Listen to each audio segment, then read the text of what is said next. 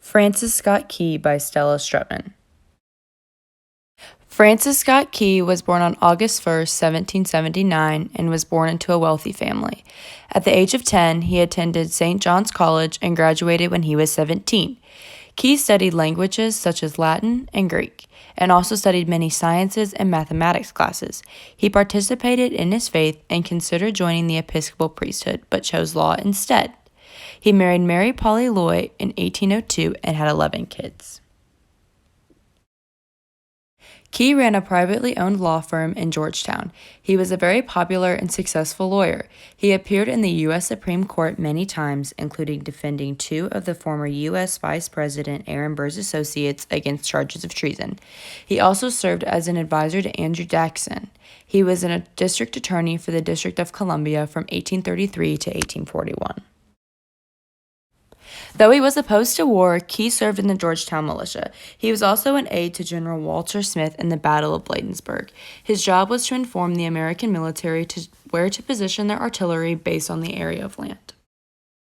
After the British burned down the city of Washington, D.C., Key was sent on a dangerous mission near Baltimore to release his friend William Beans from British captivity.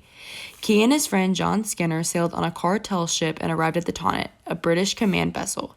After persuading the British to let Beans go, the men came to compromise to have Beans, Skinner, and Key stay on the ship so they would not tell the Americans of the British plans. The ship that they would stay on was not involved in the battle itself.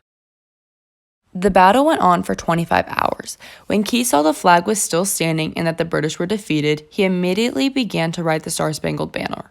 It was set to the tune of the Anacreon in Heaven, which is the theme song of the British Anarchic Society. At first, its name was the Defense of Fort McHenry. It was officially announced as a national anthem on March 3, 1931. Key had a very complicated relationship with slavery. He defended those who were enslaved but had slaves himself. He had slaves growing up, and at least one of his children had slaves after he died. He defended other slave owners who wanted their slaves back. He freed many slaves and treated his slaves well. Many of the slaves he freed were elderly and could not provide the type of work he felt justified to house and free them. Key had an active role in many churches in Georgetown. He was a lay rector and often visited the sick. He also wrote many church hymns. He visited and talked to those in the Virginia Theological Seminary.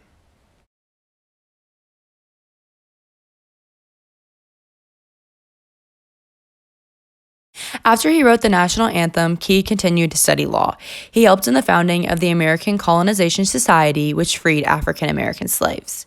Key was a strong supporter of the Democratic Party, though he was not very political all of his life. He was appointed U.S. Attorney for Washington from 1833 to 1841. He was a member of Andrew Jackson's Kitchen Cabinet. This was a group of men who did not hold official positions in the cabinet but met with the president often. Key died of pleurisy, which is the inflammation of the lungs, on January 11, 1843.